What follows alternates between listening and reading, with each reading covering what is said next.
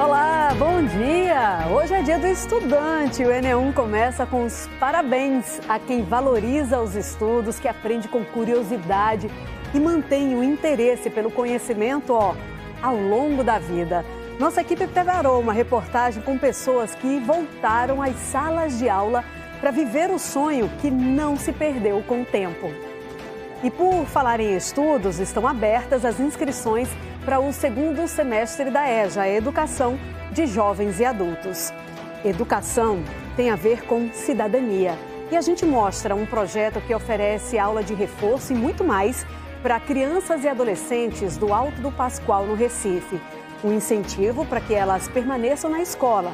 Mas toda essa boa vontade também depende de apoio para continuar com as atividades.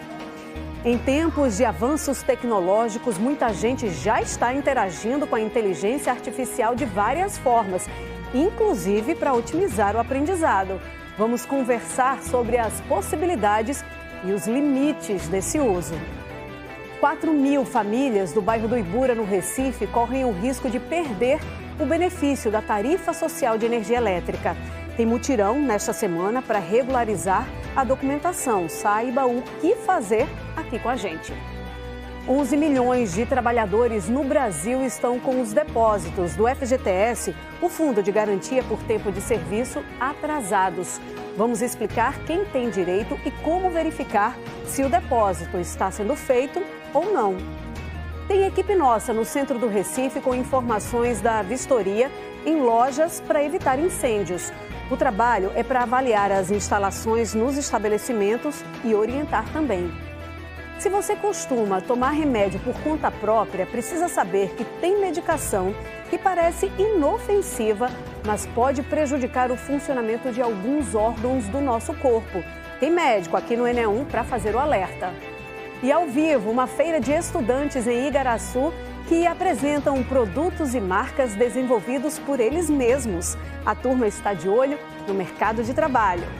O Enem, gente, está no ar e nós agradecemos demais a sua companhia. Agora, 11 horas, 50 minutinhos e as salas de aula são espaços que mantêm a mente ativa e estimulam a inclusão e a superação. Esses locais de busca pelo conhecimento são enriquecedores para as pessoas de 10, 20, 60 anos. Por isso, neste Dia do Estudante, vamos mostrar exemplos de como a dedicação com os estudos ajuda a alcançar objetivos em qualquer idade. A velha frase "nunca é tarde para realizar os sonhos" é realidade por aqui. É o caso de Dona Maria Helena, que aos 61 anos decidiu fazer faculdade de psicologia. Hoje, aos 65, ela está no 8º período, quase concluindo a graduação. Eu sempre tive facilidade em lidar com pessoas, Lidar com pessoas e a psicologia, eu me identifiquei muito com ela. E agora, quando chegou essa fase da minha vida, a psicologia, para mim, é ressignificar a minha vida. O desejo de conquistar um diploma nasceu ainda na adolescência, mas ela precisou adiar o sonho. Já me preparando para fazer vestibular e minha mãe faleceu. Como eu tinha 6 irmãos mais novos, eu precisei abdicar dos estudos para ajudar meu pai a criar e educar os meus irmãos mais novos. E em seguida eu me casei, construí família, tive 3 filhos, meus filhos já estão formados e apareceu a oportunidade de frequentar uma faculdade e aqui estou. Durante essa trajetória, Maria Helena contou com o apoio do professor Nielson, que sempre a incentivou nessa caminhada dos estudos. Muito participativa, ativa nas atividades. Também fui supervisor, estou sendo supervisor dela, como também orientador de monitoria. Então, atividades acadêmicas que não têm uma idade pré-definida. Citando Paulo Freire, ele fala que a educação, o processo de educação, ele é contínuo. Então, a gente não tem idade para iniciar, recomeçar, sonhar.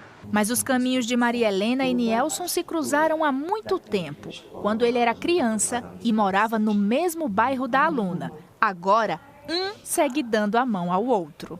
Adentrando a sala de aula em 2024, visualizando a presença dela, isso me comoveu, né? Como profissional, como pessoa, onde a gente reflete a necessidade de ter pessoas inseridas dentro do ambiente escolar, acadêmico, com 50, 60, 70 anos. Assim como Maria Helena, Dona Arlene e seu José Cláudio também voltaram a estudar. Ela aos 72 anos, ele aos 59. Se você não tiver conhecimento, você se perde num saco sem fundo. Não é verdade? Então, a gente, pela necessidade assim, para ter mais conhecimento, entender o linguajar do povo mesmo, saber entrar, saber sair em certos ambientes. Por isso que eu voltei a estudar. José Cláudio, me conte uma coisa. Por que o senhor decidiu voltar a estudar? É porque eu fiquei quase 30 anos sem estudar. E eu achava que estava faltando alguma coisa em mim, que era o estudo, né? Dona Arlena e seu José Cláudio são estudantes da EJA, Educação de Jovens e Adultos, uma modalidade de ensino no Brasil voltada para quem não concluiu o ensino fundamental ou médio no tempo adequado. Agora, eles mostram que quando se tem vontade de aprender, nunca é tarde para começar a estudar. E juntos traçam planos para o futuro. Como eu queria ser uma professora, nem que fosse de criança, para ensinar o A, B, C. Aí, para mim, seria uma maravilha, oportunidade, ou então escrever um livro da minha história. Isso seria um sonho que eu gostaria um dia. Meu futuro é que é coisa boa, né? Vou fazer o Enem igual a minha amiga aí, estou inscrito no Enem também. A gente vai ter um aulão com os professores, né? Eu acho que esses dias aí eles vão marcar direitinho. E pretendo fazer engenharia civil, se Deus quiser, e já me inscrevi numa faculdade. Ai, gente, são relatos de arrepiar, né? Que belo exemplo de Dona Maria Helena, Dona Arlena, seu José, né? Para quem quer aproveitar a motivação deles e retomar os estudos, tem oportunidade, tá? Começou o período de matrículas para o segundo semestre da EJA, né? Educação de Jovens e Adultos aqui em Pernambuco. São vagas para o ensino fundamental e também para o ensino médio. Para fazer parte dessas turmas é preciso separar alguns documentos, tá? E é por isso que Daniele Fonseca já está chegando aqui no Enem para poder explicar para a gente o que precisa fazer, né, Dani? Bom dia. Bom dia para você também, Camila, para todos que estão nos acompanhando. Olha, são os documentos básicos, viu? Daqui a pouco a gente detalha direitinho quais são. E veja, para quem quer fazer o ensino fundamental é a partir de 15 anos de idade e o ensino médio a partir dos 18. Isso é o limite mínimo, mas não tem o limite máximo de idade, não. Quem vai trazer outras informações para a gente é Jeane Lima. Ela é gerente de políticas educacionais, né, de jovens, adultos e idosos do governo de Pernambuco. Então, Jeane, antes de tudo, como é que essas aulas são oferecidas, né? A modalidade, a duração delas. Bom dia, seja bem-vinda. Bom dia, obrigada. São aulas presenciais. No nosso estado, a gente oferta em mais de 500 escolas, tanto em área urbana como do campo, em territórios quilombola, indígenas. E o aluno ele vai fazer o seu ensino fundamental em 4 anos e o médio em 1 ano e meio. Agora, qual é a diferença, por exemplo, Jeane? Talvez algumas pessoas tenham dúvida entre a educação de jovens e adultos, né, EJA, e um supletivo, por exemplo. O supletivo é uma prova, né, de todas as disciplinas e ele faz a prova e se tiver apto, ele tem o seu diploma. A EJA não, ela é uma modalidade que foi criada justamente para cobrir essa lacuna para essas pessoas que não puderam estudar na dita idade certa e que em 1 ano e meio, por exemplo, ele vai ter ali contato com outras pessoas, o currículo é diferenciado e ele finaliza tudo em 1 ano e meio. E quais são os documentos necessários para isso e onde a pessoa deve fazer? As aulas são presenciais e a inscrição para isso também? A matrícula também presencial em uma dessas nossas escolas que ofertam a modalidade, os documentos básicos, RG, CPF ou a CNH, comprovante de residência. Se já estudou, leva esse currículo, essa matriz que ele já estudou, e se não estudou, porque acontece, ele procura a escola, faz um teste para a escola identificar em qual é o ano que ele está apto. Então, pessoas que não foram alfabetizadas, que não sabem ler e escrever, ou no máximo sabem assinar o próprio nome, né? Elas também podem ser beneficiadas? Sim, devem. Escolas municipais também ofertam a EJA nos anos iniciais do fundamental e em algumas escolas estaduais também, nos nossos centros de educação de jovens e adultos, os SEJAs. Nós temos 4, né, em todo o estado de Pernambuco. Ele também pode procurar e também ser alfabetizado. Num país onde a gente ainda tem tantas pessoas, né, sem concluir aí o ensino fundamental, o ensino médio, qual é a reflexão, o incentivo que você faz, que você traz aqui, Jeane, para essas pessoas? A gente conhece histórias lindas de pessoas que retornaram e puderam realizar seus sonhos, fazer o Enem, né, trazer dignidade. Muitas mulheres que engravidaram muito cedo ou que precisaram cuidar da família, que retornaram e, graças à EJA, puderam concluir seus estudos, continuar os seus estudos e realizar os seus sonhos. Jeane, a gente agradece demais sua participação, inclusive durante a sua fala, né, disse aí, quem já passou daquela idade recomendada, a idade ideal é o agora, né, quando você tem esse desejo e uma oportunidade como essas, tá? Gente, é preciso ir diretamente, presencialmente na escola onde você quer fazer, né, quer estudar, e isso você vai encontrar lá no site educação.pe.gov.br até sexta-feira agora, tá, pessoal? É contigo, Camila. A gente agradece daqui, Daniele, Jeane, pelas informações e fica já também a nossa torcida para que você cumpra aí essa etapa dos estudos para que você possa escolher como que vai ser o caminhar da sua própria vida. Bora agora direto para o centro de Igaraçu, na região metropolitana, onde acontece uma feira de empreendedorismo. A gente está acompanhando pelas imagens do nosso repórter cinematográfico Joab Marques. É uma mostra, né, um evento que acontece na sede do Ponto Cidadão. É uma atividade que marca a conclusão do curso de empreendedorismo e marketing de jovens do projeto Construindo o Futuro. E eles estão apresentando, olha aí, modelos de negócios, além de expor produtos e marcas que foram criados por eles mesmos, tá? Uma possibilidade de fazer vendas para o público e também de se preparar para o mercado de trabalho. Parabéns para vocês, tá? O Ponto Cidadão é uma instituição ligada à Itamaracá Transportes, que existe desde 2003 e conta com o apoio de 20 empresas parceiras. O espaço trabalha o desenvolvimento profissional e comportamental de jovens entre 16 e 24 anos de Igaraçu e também de cidades vizinhas. A feira começou às 9 horas da manhã, segue até às 4 horas da tarde. A entrada é de graça e a gente percebe daqui, né, a satisfação dos estudantes em participar desse evento e poder mostrar o resultado da dedicação deles ao longo do curso. Parabéns e boa entrada aí no mercado de trabalho com essa exposição. E a busca por uma vaga no mercado de trabalho ganha um reforço importante hoje. Até às 5 da tarde, uma feira gratuita está oferecendo mais de 200 oportunidades de emprego em várias áreas no grau educacional da Boa Vista. E o melhor de tudo é que não precisa de inscrição antecipada para participar, tá? As oportunidades são nas áreas de tecnologia, saúde, indústria, negócios. E, além disso, estão sendo oferecidos serviços diversos de saúde e de beleza. Gustavo Ferreira, nosso repórter, conversou com a gestora da instituição de ensino que está promovendo esse encontro. Vamos ouvir. Todo mundo está convidado a participar. Então, além da gente estar recepcionando as pessoas para encaminhar para o mercado de trabalho, que a gente está com mais de 30 empresas parceiras aqui hoje, fazendo o processo seletivo, a gente também vai ter alguns serviços para a população.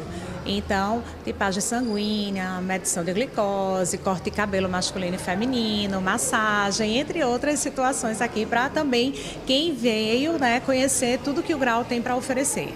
Falando de busca por emprego, quantas vagas vocês têm disponíveis?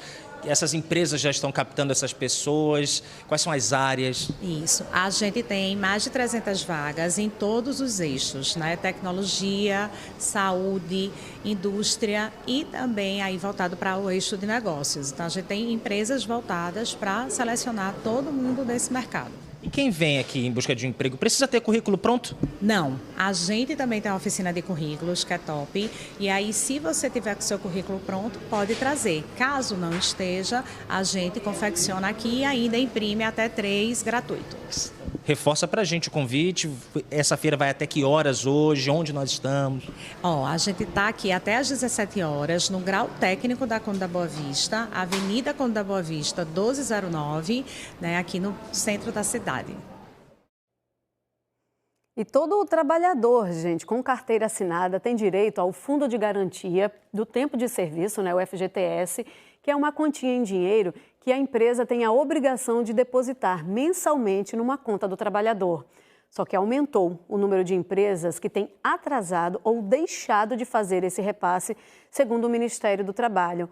Por isso que a gente conta com a presença agora de Mário Carvalho, nosso repórter, para essa conversa, porque ele está com uma advogada especialista em direito trabalhista.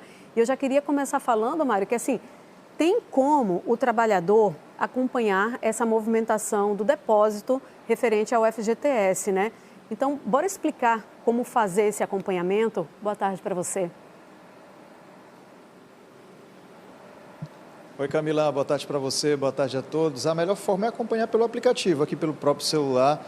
Lá no aplicativo do FGTS você consegue acompanhar o extrato e ver mês a mês esse dinheiro sendo depositado. Eu vou conversar aqui com Ana Marcele Lima, que é advogada trabalhista. Queria que você explicasse para a gente o que acontece se a empresa não depositar esse dinheiro em um determinado mês. Boa tarde. Boa tarde, Márcio. Boa tarde a todos.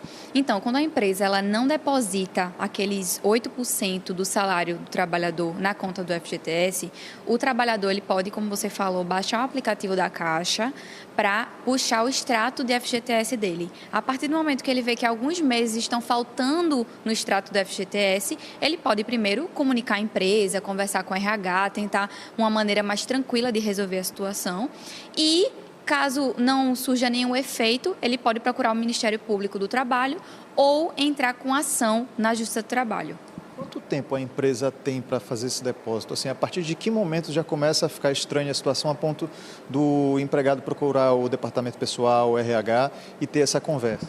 Então, Márcio, o ideal é que a empresa deposite todos os meses, né? É claro que o empregado, na verdade, ele pode entrar com ação trabalhista a partir do primeiro mês, mas o ideal seria realmente conversar com a empresa para ver o que está acontecendo, por que aconteceu esse atraso e, caso contrário, se a empresa continuar com essa reiterada falta de depósito de FGTS, o importante é ele entrar com a reclamação trabalhista. A gente tem o nosso WhatsApp, pessoal, que é o 32148500. Você pode mandar a sua pergunta sobre esse tema que a gente vai conversar também daqui a pouco aqui com a especialista para ela tirar as dúvidas de vocês que estão assistindo aqui da gente. Se essa situação continuar acontecendo, então tem que realmente entrar com uma ação, né? Agora, como é que o empregado ele pode fazer para ficar acompanhando? O FGTS, o aplicativo é a melhor forma, ficar acompanhando mês a mês ali aquele extrato? É a melhor forma, é o aplicativo sim. Também tem o contra-cheque, né, o Olerite, que ele pode analisar se o salário dele está sendo depositado corretamente. Isso tudo em conversa com a empresa, né? E uma coisa também muito importante é que, caso exista essa reiterada falta de depósito do FGTS pela empresa, ele também pode entrar com a rescisão indireta. Agora, eu não sei se realmente todo mundo, todo mês, fica acompanhando ali, né, esse extrato, mês a mês, para ver se está tudo certinho. Pode acontecer da pessoa ser surpreendida, por exemplo, na hora que for demitida, que pedir uma demissão. O que acontece nesse momento, se ela for pega de surpresa, né? Perfeito, Márcio. Se ela for pega de surpresa, primeiro ela tem que conversar com a empresa e explicar, olha, eu puxei meu extrato do FGTS, eu não estou vendo nenhum depósito aqui e eu preciso saber se vocês vão depositar, porque a empresa pode também depositar ali no momento da rescisão. Caso a empresa não deposite também no momento da rescisão, o ideal é entrar com a reclamação trabalhista mesmo, para cobrar com juros e correção monetária. É a melhor forma do trabalhador se respaldar, ele garantir que realmente não aconteceu esse depósito? É pelo extrato? É pelo próprio extrato do FGTS, que é o aplicativo oficial da Caixa, e aí ele consegue puxar o extrato e ter toda essa comprovação junto com ele. Agora sim, qual é o período máximo que o trabalhador pode recorrer dessa situação, né? Correr atrás dessa situação? Tem um período de 1 ano, 2 anos, em que está valendo retroativo dele correr atrás desse dinheiro? Perfeito. Ele pode correr atrás desses direitos dele em 2 anos da demissão. E ele vai conseguir o retroativo de 5 anos de depósito de FGTS com juros e correção monetária. Vamos fazer o seguinte, o pessoal vai mandar as dúvidas aí para o nosso WhatsApp, 3214-8500. Daqui a pouquinho a gente volta para trazer essas respostas aqui no NE1. Camila. Combinado então, Mário. Tem o QR Code do Canal Globo também, que está aí na tela. Você pode mandar sua pergunta pelo Canal Globo também. E reforçando aquilo que Mário disse lá no início da participação dele ao vivo aqui com a nossa entrevistada advogada. Tem um aplicativo do FGTS que é de graça, tá, pessoal? Você baixa no teu celular, Android, iOS, não importa. Pode baixar lá para você mesmo acompanhar, que é de graça e você fica com tudo na palma da mão. A gente volta a conversar já já. E a seguir, lojas do centro do Recife passam por vistoria. É para evitar incêndios na área. Tem assunto de saúde, cuidados com a automedicação.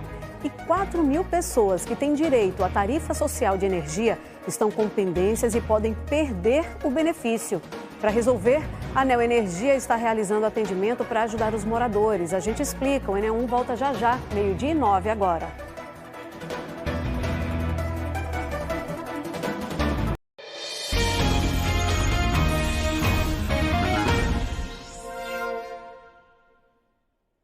Quem trabalha ou costuma fazer compras no centro do Recife sabe bem do susto e dos prejuízos que os incêndios causaram recentemente. Só nos últimos 2 anos, 3 ocorrências das graves, tá? Destruíram lojas e afetaram bastante o comércio da região. Para evitar que isso se repita, uma ação preventiva começou hoje no bairro de São José, na área central da capital pernambucana. É lá que está Bruno Fontes e a ideia dessa vistoria é orientar os lojistas sobre os cuidados com a segurança sem aplicar multas nesse primeiro momento. E Bruno Fontes já está acompanhado do representante do Corpo de Bombeiros, também da CDL, a Câmara de Dirigentes Lojistas, e acompanhou também, né, Bruno, parte da vistoria que está sendo realizada. E queria já te perguntar assim, quais as falhas mais comuns que foram encontradas já nesse primeiro contato? Boa tarde. Oi, Camila, boa tarde para você, boa tarde para todo mundo. Deixa eu só apresentar, então, nossos entrevistados, o Major Taquaraci Anderson, Major do Corpo de Bombeiros, e Paulo Monteiro, que é o diretor institucional da CDL, a Câmara dos Dirigentes Lojistas.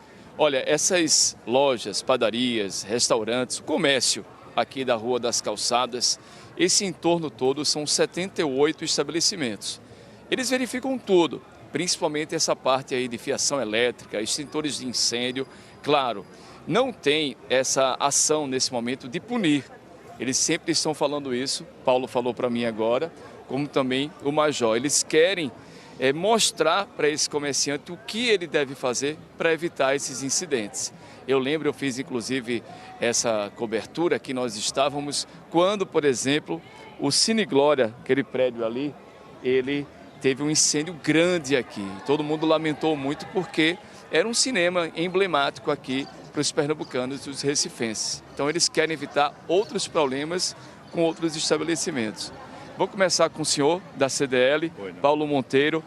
Nesse primeiro momento, eu vi que vocês já fizeram uns dados que 16 lojas foram vistoriadas. O que vocês encontraram em algumas delas que precisam de observações? Boa tarde para o senhor. Boa tarde. Foram 16 estabelecimentos que já foram vistoriados. Eu não gostaria de me ater aos detalhes do que foi encontrado, até porque ficou estabelecido pelos órgãos competentes de que se entraria um número limitado de pessoas, um representante ou 2 de cada instituição, para fazer essa vistoria. Eu acredito que o Major Itaguaraci poderá falar com mais detalhes a respeito do que foi visto. Mas o objetivo é justamente identificar possíveis problemas que existam nas redes elétricas, na forma de acondicionamento de mercadoria, na própria marquise, e fazer uma orientação, mostrar ao dono do imóvel, mostrar ao lojista o que é que ele precisa fazer para se prevenir de possíveis sinistros no futuro. A nossa ideia, a ideia da CDL Recife com essa ação é incutir a cultura da prevenção.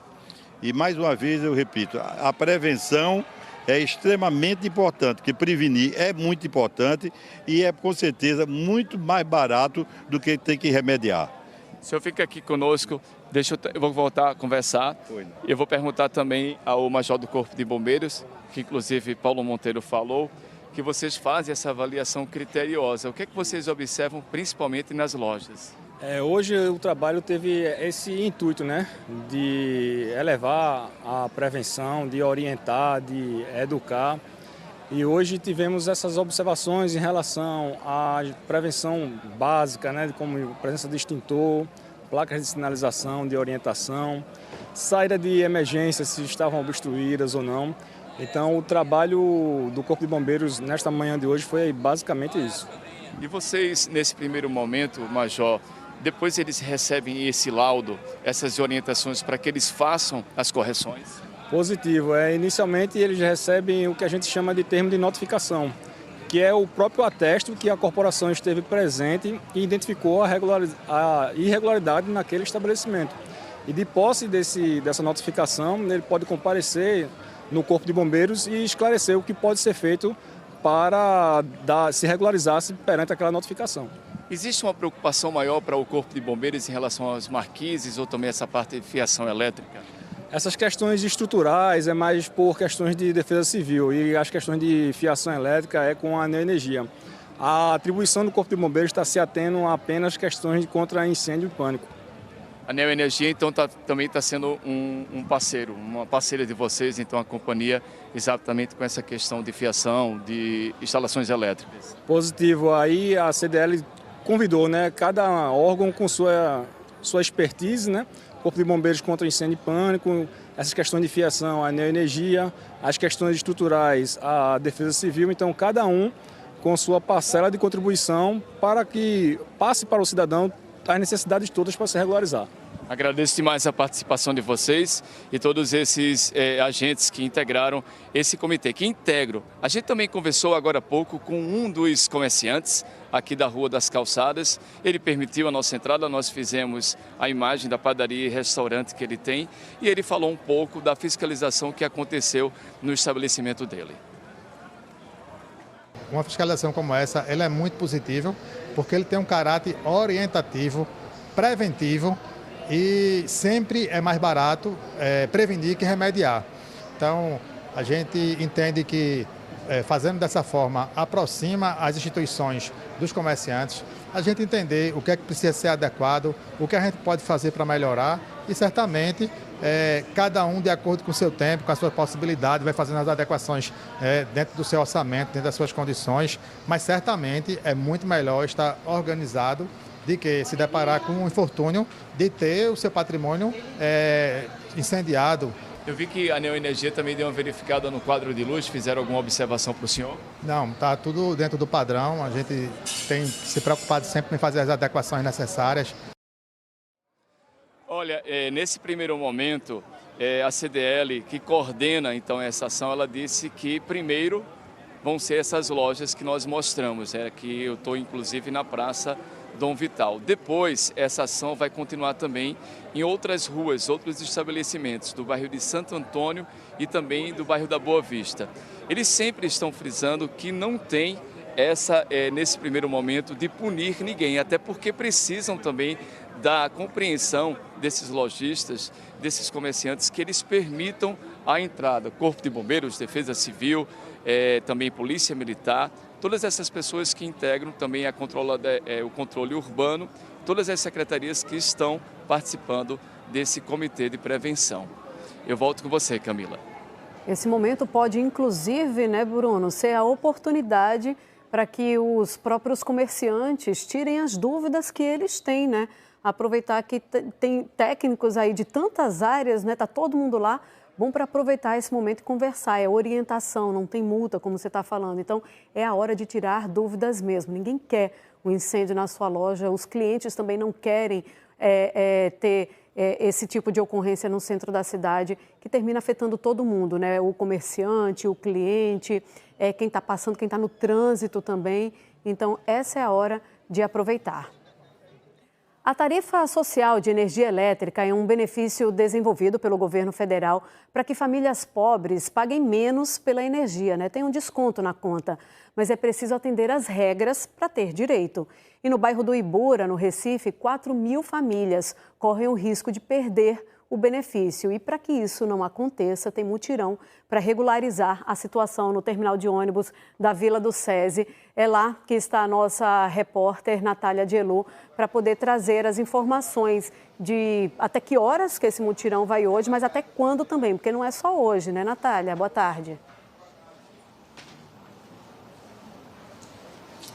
Boa tarde, Camila. Boa tarde a todos. Esse mutirão acontece aqui no terminal da Vila do SESI, no Ibura de Baixo. Até sexta-feira, o atendimento é das 9 da manhã às 3 horas da tarde. E essa é uma ação feita em parceria com a Neo Energia e o Centro de Referência de Assistência Social aqui da região, o CRAS, que está com um veículo aqui fazendo um atendimento itinerante, né? Porque essa questão da tarifa social, ela está diretamente relacionada com o CAD único, né?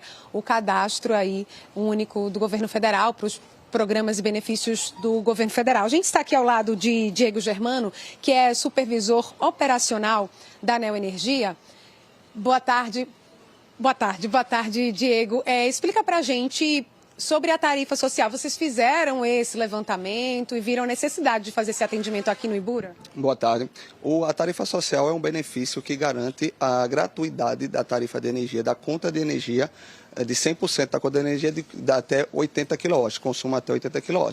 Então, esse mutirão é justamente para evitar que cerca de 4.000 clientes aqui da região do Ibura, do bairro do Ibura, perca esse benefício. Então, esse mutirão está acontecendo de hoje, da terça-feira até a próxima sexta-feira, de 9 às 3 horas da tarde, para garantir que ninguém perca esse benefício.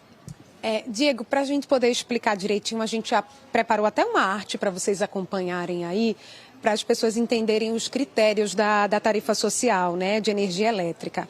A renda tem que ser de meio salário mínimo por pessoa da família. A titularidade da conta tem que estar no nome do responsável familiar do CAD único. Também pessoas beneficiárias do BPC, do benefício de prestação continuada, podem ter direito à tarifa social.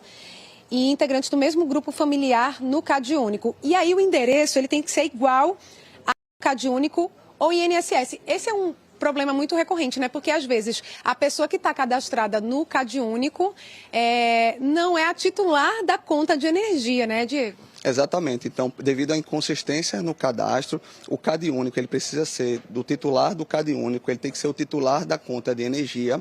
Caso ele não seja o titular da conta de energia, ele pode vir aqui no nosso atendimento para que ele faça a atualização do cadastro. Então, o cliente ou o integrante da família que tem o CAD único, ele vem aqui, ele se regulariza junto ao CRAS, verifica se seu CAD único está atualizado, caso não, ele faz a atualização e em seguida ele é atendido pela Neo Energia para que ele cadastre o benefício da tarifa social e garanta esse benefício de 100%. Só para mostrar para vocês, né, que é esse veículo aqui, ó, que a gente vai daqui a pouco entrar para conversar com as pessoas que estão sendo atendidas, porque o primeiro passo para quem vem aqui no terminal da Vila do SESI, no Ibura, é ver como é que está a situação do CAD único, né? Com as equipes do Centro de Referência também está tendo vacinação, vocês estão vendo esse cooler aí, então ação integrada. E aí depois que você recebe as orientações, se precisa fazer alguma atualização no CAD único, vem para cá, porque se for necessário mudar a titularidade da conta, né, aí se faz isso. Deixa eu só falar rapidinho com essa senhora, qual é seu nome, senhora? Mar. A senhora veio resolver o quê? Eu vim resolver para colocar o meu contador. Na minha residência, já está com tudo pronto, aí eu vim aqui para eles resolverem esse meu problema. E graças a Deus está sendo resolvido. Porque o legal existe essa demanda em relação à tarifa social de energia, mas todos os serviços estão sendo ofertados aqui, né? Os serviços da Neoenergia. Exatamente. A gente tem uma unidade móvel, onde além do cadastro da tarifa social, todos os serviços que são realizados na loja de atendimento podem ser realizados aqui também. Ai, será que dá tempo da gente ir rapidinho? Vou pedir para Augusto César ir na frente, para ele não ficar andando de costas aqui, só para a gente mostrar o ônibus para vocês. Tá bem tranquilo agora o movimento, né? Mas tem uma equipe grande aí dentro desse veículo que faz esse atendimento itinerante, né, do CRAS, para quem precisa fazer a atualização do CAD único. Eu conversei aqui com o pessoal e os atendentes me disseram que já cerca de 50 pessoas passaram por aqui desde as 9 da manhã, especialmente para fazer o cadastro de endereço, algum dado que estava inconsistente. E esse serviço aqui, né, esse atendimento segue até as 3 horas da tarde. Senhora, rapidinho, tudo bem? Qual é o seu nome? Eu posso falar com a senhora? Veio resolver o quê? Eu vim fazer o CAD único. Veio fazer? Isso. Vim fazer. Atualizar, não. Veio criar pela primeira vez. Vim fazer pela primeira vez. Isso. Tá certo. Obrigada, viu? Então, atendimento até as 3 horas da tarde. Ainda tem alguns dias. Se alguém precisa resolver tarifa social ou então alguma questão relacionada ao CAD único, pode vir aqui no terminal da Vila do SESI. Camila. É isso, até 3 da tarde hoje, mas vai até sexta-feira. As duas equipes estão lá, Neoenergia, a equipe de assistência social, para já regularizar tudo de uma vez só. Obrigada, Natália. Agora, 12h24, hora do trânsito aqui no Enem1, e a gente já traz para vocês, imagens da Real da Torre, no bairro da Madalena, um pouquinho antes ali da entrada do túnel da Abolição, por onde os motoristas conseguem passar nesse início de tarde. O sinal fechou agora, mas a gente teve tempo suficiente para ver que, por enquanto, por essa imagem, a gente não tem ocorrências que impeçam a movimentação dos motoristas por lá. Vamos para a Avenida Domingos Ferreira, no cruzamento com a Bruno Veloso, bairro de Boa Viagem. A Domingos Ferreira, que tem sentido único em direção a Jaboatão dos Guararapes. Agora a gente está vendo a passagem dos carros que estão na Bruno Veloso em direção à praia, enquanto os carros que estão na Domingos Ferreira esperam o sinal abrir. Vamos dar um pulinho na BR-101, lá na Muribeca. O tráfego é sempre intenso, hein, na BR-101, mas me parece que a câmera travou, tá? A gente vai ficar devendo essa informação, porque com a imagem travada a gente não consegue ter essa noção. Mas bora para a Avenida Caxangá, no sentido Camaragibe, aqui no Recife. A gente está de carona com o nosso repórter cinematográfico Bruno Campos. Ele está aí, seguindo o trânsito nesse momento na Avenida Caxangá, no Recife, em direção a Camaragibe, região metropolitana. O sinal de trânsito está fechado, então por isso que a gente está vendo os carros parando agora. Bruno Campos, que está no nosso Carro Link. Bastante movimento agora, né, na Caxangá. E bora aproveitar para dar uma olhada no céu. Olha lá, tempo nublado hoje, hein, pessoal? Possibilidade de chuva durante o dia, chuva de fraca a moderada e isolada, de acordo com a APAC. Em Boa Viagem, na zona sul do Recife, uma dupla foi flagrada por câmeras de segurança furtando o cabo de um carregador de carros elétricos. O caso foi na madrugada de ontem. Um dos homens tenta cortar o fio, não dá para identificar qual é a ferramenta, olha ele aí. E na sequência, outro homem aparece para poder ajudar a cometer esse crime, né? Eles insistem por cerca de 10 minutos, até que conseguem, gente, arrancar a peça. A empresa responsável pelo equipamento registrou um boletim de ocorrência e a polícia investiga o caso, que não é o primeiro, né? E a gente volta a falar agora sobre o FGTS, o Fundo de Garantia de Tempo de Serviço. Hoje nós estamos trazendo orientações para o trabalhador saber como acompanhar os depósitos e o que fazer caso eles não estejam sendo feitos.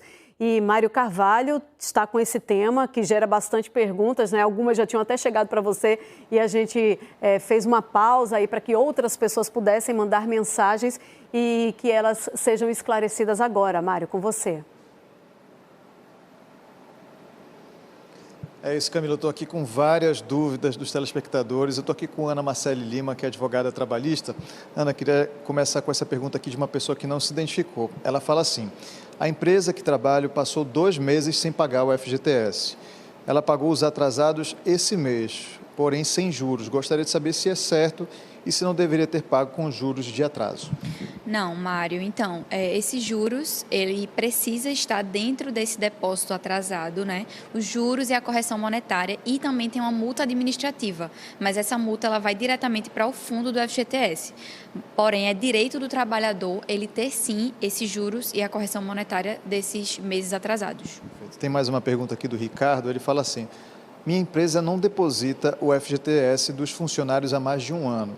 Já conversamos com a empresa, já fiz várias denúncias ao Ministério do Trabalho, mas nenhuma providência ou ajuda foi tomada. Nós, trabalhadores, não temos a quem pedir ajuda. O que ele pode fazer? Então, tendo em vista que ele já foi para o Ministério Público, ele já conversou com a empresa e não teve solução alguma, o ideal é ele procurar um advogado da confiança dele para entrar com ação trabalhista e solicitar os meses que a empresa, o período, né, no caso de 1 ano, que a empresa não pagou com os juros, correção monetária, a multa por atraso e tudo mais que ele tiver direito. Né, mas se tratando de um caso que ele cita que são vários funcionários. Né? Exatamente, principalmente por serem vários funcionários. Perfeito. Tem mais uma pergunta aqui da Socorro Pinho. Ela diz assim: no meu extrato do FGTS está em aberto os meses de janeiro, fevereiro e março. Entrei em contato com a empresa e ela disse que fez o parcelamento junto à Caixa Econômica. Pode isso? Ela se refere se pode fazer esse parcelamento. Pode sim, Mário. Esse parcelamento ele é legal. As empresas podem fazer juntamente à Caixa esse parcelamento num período de até 60 meses e vai ter uns juros e correção monetária, mas pode fazer sim. Tem mais uma pergunta aqui de uma pessoa que não se identificou. Ela fala o seguinte: estou há 3 meses em uma nova empresa e a mesma até hoje não fez nenhum depósito do meu FGTS. Disse que era tempo de experiência e que não paga. Está correto isso?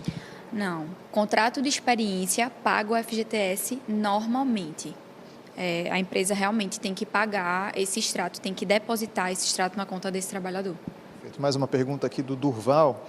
Ele fala o seguinte: a empresa pode enviar o documento da rescisão por e-mail, como também o documento para o colaborador realizar o saque do FGTS? Não é o ideal que a empresa envie esses documentos, né, pelo trabalhador. O ideal é ele na empresa, se for uma demissão, assinar o termo de rescisão de contrato de trabalho, estar com a folha impressa para conseguir sacar o FGTS, emitir o seguro-desemprego, tudo mais. Mas se foi a única forma que a empresa conseguiu ter contato com esse trabalhador por e-mail, não tem problema. Então, só reforçando, qual é a penalidade para o empregador que atrasa o depósito do FGTS? A penalidade é a multa que esse empresário vai ter que pagar juntamente à Caixa Econômica. Agora, nesse mês de agosto, vai entrar um dinheirinho a mais aí no FGTS, né? Mas isso não tem nada a ver com o que o empregador deposita, né? Isso. O Conselho do FGTS, o Conselho Consular do FGTS, eles todo ano liberam um valor que foi retido ali do Fundo de Garantia dos Trabalhadores do Brasil. E aí, agora em agosto, vai sair relativo ao ano passado. Então, cerca de 138 milhões de trabalhadores vão ser beneficiados com esse valor que ficou retido no fundo e vai ser liberado cerca de 13 bilhões de reais para esses trabalhadores. O trabalhador, ele pode continuar trabalhando na empresa e mesmo assim cobrar os depósitos atrasados? Pode sim, Mário, não tem problema algum de você continuar na empresa, né? Até porque é um direito do trabalhador ele procurar o RH, procurar o financeiro da empresa para entender o que está acontecendo, que ele não está recebendo esses depósitos. Da mesma forma, como também teve outro caso aqui, de procurar o Ministério Público e até entrar com ação trabalhista. Mais uma pergunta aqui do Osnaldo Moraes. Por que uma pessoa que tem apenas um contrato com uma empresa tem mais de uma conta de FGTS dessa mesma empresa? É normal isso? É normal. Às vezes a empresa, ela tem, do mesmo dono, tem vários CNPJs e vai fazendo os depósitos ali em empresas do mesmo grupo econômico, por exemplo. É comum que aconteça. A empresa ela pode simplesmente regularizar os depósitos atrasados depois ou existem obrigações, como a gente já falou, que são consequências e multas, né? Então, tem consequências e multas, sim, desse atraso, Mário. Tem os juros e a correção monetária e a multa que a empresa vai pagar diretamente à Caixa Econômica. Então, tem, sim, todo esse prejuízo da empresa. Na verdade, é sempre melhor pagar no dia correto do depósito do FGTS. Perfeito. Muito obrigado pela entrevista e pelas orientações. Vou voltando aí com você, Camila. Agradece a ela também, Mário. E lembrando do aplicativo, gente, para você ter no celular como acompanhar aí a regularidade dos depósitos. Vamos seguir aqui com o Enem. Uma confeiteira teve bolos, equipamentos e uma estrutura de um evento destruídos durante uma confusão em Olinda. Segundo a empreendedora Maria José, o caso aconteceu durante o Festival de Fatias realizado no bairro dos Bultrins. Ela afirma que o prejuízo ultrapassa R$11 mil. Imagens gravadas por testemunhas mostram mesas e tendas danificadas, bolos espalhados pelo chão e agressões durante a confusão. De acordo com a confeiteira, a mulher responsável pelos ataques chegou ao local acompanhada do marido e passou a destruir a estrutura montada para o evento. A polícia militar foi acionada e prendeu o casal. A matéria completa, pessoal, está no G1 Pernambuco. É só apontar a câmera do teu celular para o QR Code que está aí na tela. Lá você confere outras informações, outros relatos da confeiteira sobre como essa confusão começou e também outras informações da ocorrência que foi registrada pela polícia. E a seguir, a gente vai falar sobre o uso de inteligência artificial nos estudos para quem está se preparando para o Enem. E ainda, uma ação em escolas públicas da região metropolitana está levando informações sobre um documento digital que pode trazer muitos benefícios. A gente explica depois do intervalo, agora 12h34. A gente volta já já.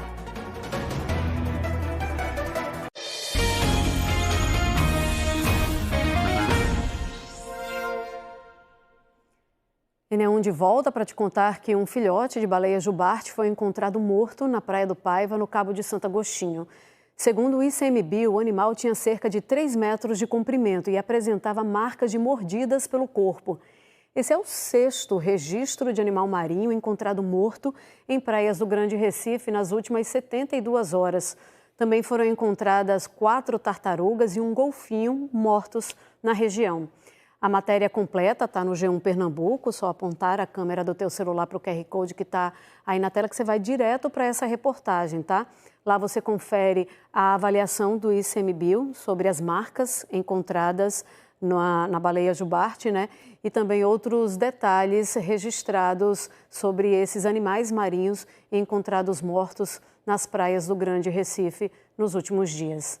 E logo mais no Jornal Hoje você vai ver o resultado do índice que mede a inflação aqui no Brasil e todas as atualizações sobre o terremoto na Colômbia. Oi, Roberto Kovalik. Olá, a gente se encontra daqui a pouco no Jornal Hoje. Você vai ver, a inflação em julho ficou perto de zero. O índice foi de 0,07%, influenciado principalmente pela queda no preço dos alimentos. Apesar disso, o Banco Central ainda está preocupado com o aumento de preços. A ata do Comitê de Política Monetária, divulgada hoje, mostra que as expectativas de inflação para os próximos anos continuam acima da meta de 3%. E mais, a polícia prende 3 vereadores em Sobral, no interior do Ceará, por suspeita de envolvimento com uma organização criminosa que teria interferido nas eleições. Ventos fortes causam estragos pelo país. Em Porto Velho, temporais destelharam casas, derrubaram árvores e um palco. No Rio Grande do Sul, empresas tentam reconstruir as estruturas de energia danificadas por um vendaval. Na Bahia, ventos muito fortes interromperam os serviços de balsas. E todas as atualizações sobre o terremoto na Colômbia. Bombeiros e voluntários buscam os desaparecidos. O número de mortos passa de 200. Espero você no Jornal Hoje. Até lá. Sabe aquela mania de tomar um remédio por conta própria para aliviar qualquer dorzinha? Esse hábito, que parece inofensivo e muita gente tem, pode custar caro para a saúde dos nossos rins.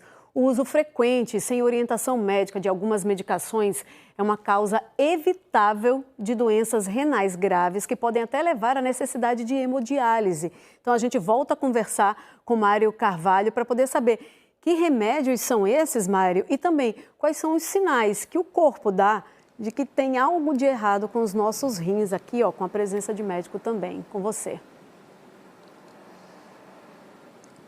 Camila, o problema nos rins é que muitas vezes essas situações elas acontecem tarde demais, porque esses problemas podem ser silenciosos. Quem vai explicar melhor aqui é o doutor Saulo Alencar, médico nefrologista.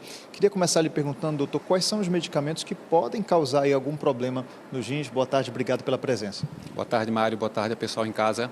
Bem, qualquer remédio virtualmente mal indicado pode trazer algum problema. Na prática, alguns remédios causam mais no dia a dia da gente. Aqueles que a gente consegue acesso mais fácil em farmácia ou pega com algum amigo, algum conhecido. O campeão da lista sempre é o anti-inflamatório, aquele diclofenaco, nimesulida, ibuprofeno, que às vezes a pessoa usa quando tem uma entorse, leva uma pancada. Esses são os que têm um risco maior de levar a pior disfunção renal. Mas tem vários outros que também, usando de maneira indiscriminada, podem fazer até mesmo vitaminas. O senhor citou aí os anti-inflamatórios, né? Agora, sim, isso quer dizer que a pessoa não pode tomar anti-inflamatório? Tem a ver com a frequência, com a quantidade que ela toma num dia só? Qual é o limite ali do aceitável? Importante saber qual é o seu risco. Então, assim, se você é uma pessoa que tem, por exemplo, diabetes, tem insuficiência cardíaca, já tem doença renal crônica, se puder evitar, qualquer quantidade é o melhor. Se é uma pessoa que não tem esses fatores de risco, ela vai usar pelo menor tempo possível e sob orientação médica, em torno de 3, 5 dias, dependendo da situação, mas ou acompanhando exames de função renal, por exemplo, caso precise. Falando dos analgésicos, porque assim, muita gente tem uma dor de cabeça, sente alguma dorzinha ali, não é toda vez que a pessoa vai querer ir ao consultório para ser orientada a tomar um remédio, por exemplo, para dor de cabeça. Mas ela pode, por exemplo, perguntar ao médico qual é a frequência correta se sentir uma dor de cabeça, como é que deve tomar esse remédio, para não ter nenhum risco como esse, né? O analgésico é também um perigo? É importante separar, né, o anti-inflamatório do analgésico, que a gente mais conhece são a dipirona, o paracetamol. Esse uso esporádico, ocasional, ele virtualmente não tem risco de piora de função renal. Agora, aquele uso crônico, prolongado, semanas, ele já aumenta mais a chance de ter algum problema, mesmo sendo analgésico, que tem menos chance de ter piora de função renal do que anti-inflamatório. Importante você sempre perguntar para o seu médico, quando você for acompanhado, qual que você pode usar e com que frequência para individualizar para a sua situação. Queria falar com o senhor também sobre a questão dos remédios diuréticos e os remédios para emagrecer, que a gente tem visto que se tornaram muito mais populares hoje em dia, né? Eles também podem apresentar algum risco para os rins? Podem sim, tá? O remédio para emagrecer, assim, a gente tem são remédios maravilhosos, aquelas canetas para obesidade, para diabetes, mas se você usar de maneira indiscriminada, tem chance de ter algum efeito adverso, como desidratação, que pode levar, por consequência, a uma piora de função renal. Os diuréticos, especialmente a furosemida, às vezes as pessoas usam quando querem desinchar um pouco, para botar uma roupa, ir para uma festa, e esse sim, uso sem acompanhamento tem uma chance muito alta de trazer problemas para os rins e para outros órgãos também. Para a gente encerrar, o uso de remédios, de medicamento com bebida alcoólica também é um risco? Bebida alcoólica sempre aumenta a chance de trazer algum efeito adverso, por desidratar um pouco mais também, e não deve, em hipótese alguma, ser recomendado. Doutor, muito obrigado pelas orientações e pela entrevista. Vou voltando aí para o estúdio com você, Camila. Bom, o recado está dado. Muito obrigada também, viu? A inteligência artificial está cada vez mais inserida na rotina da população. E para os estudantes, se for utilizada da forma correta, ela pode ser uma grande aliada. E é sobre esse assunto que a gente conversa agora com Daniele Fonseca, porque a IA, inteligência artificial, pode ajudar muito os alunos que vão fazer o Enem, né? Alunos de concursos também, mas tem que saber quais são os limites, né, Daniele? E principalmente saber como usar bem a inteligência artificial, né?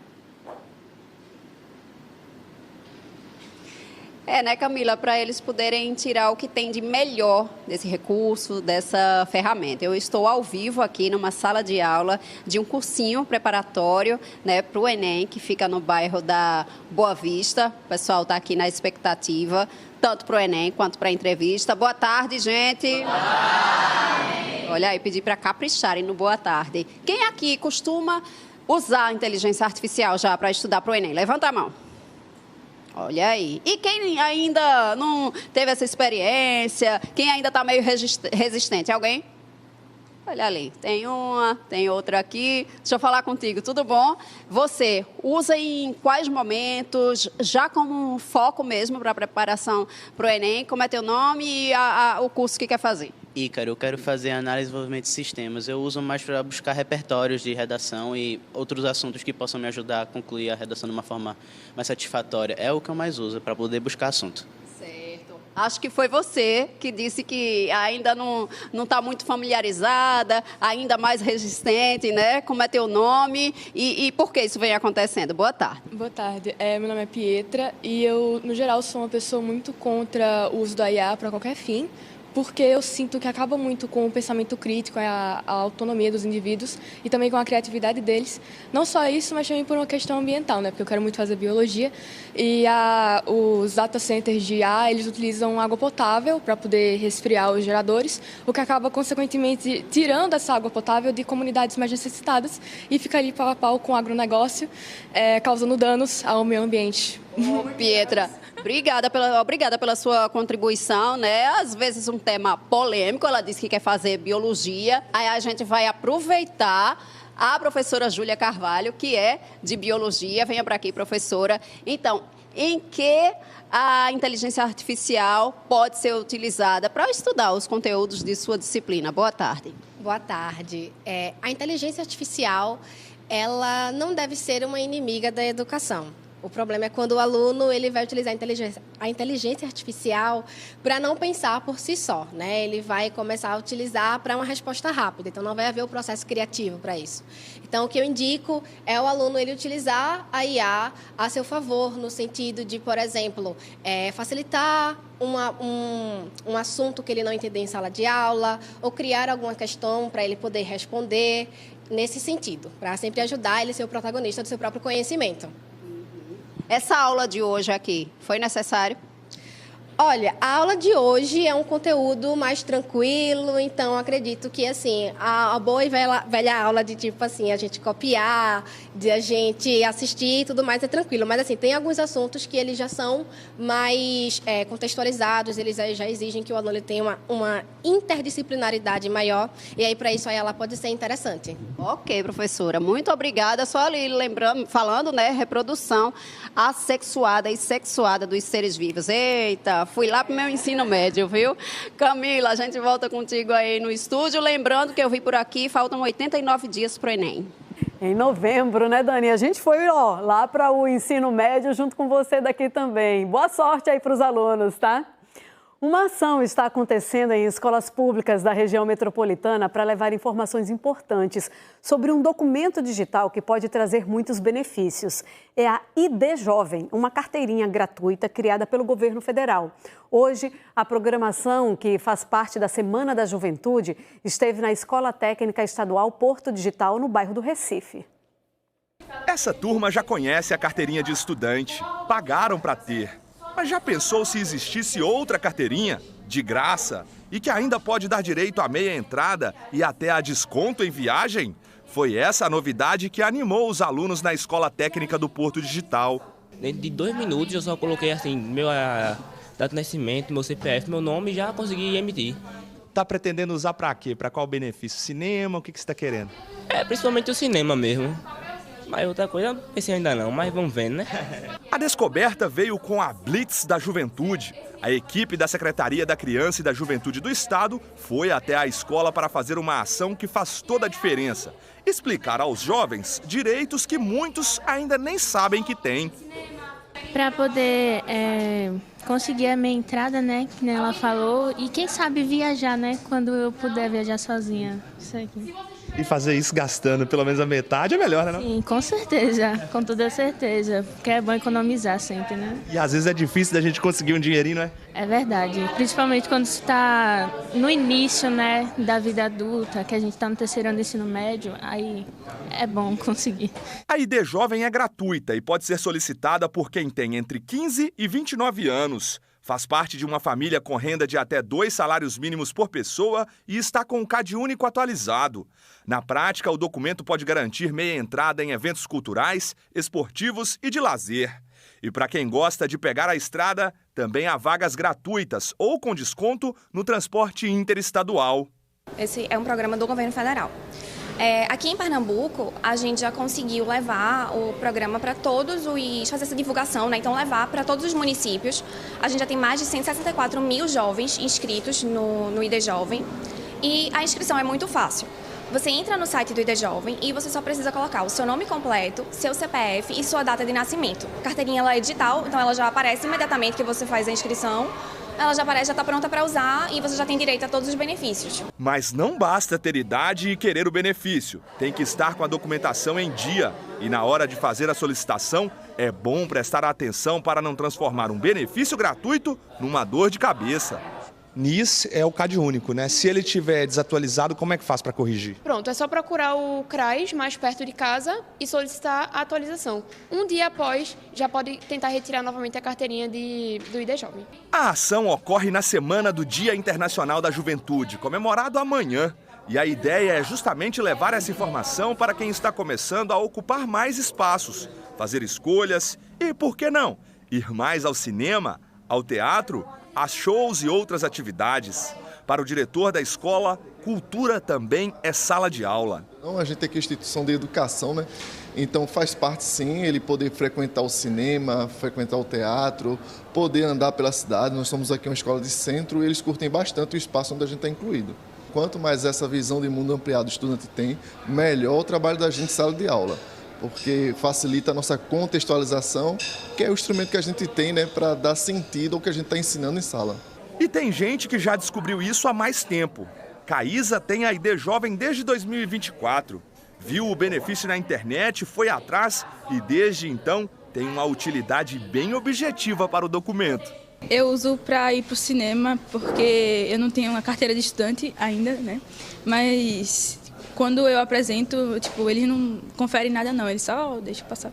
Porque, às vezes o ingresso é mais caro do que você tem, né, e tal.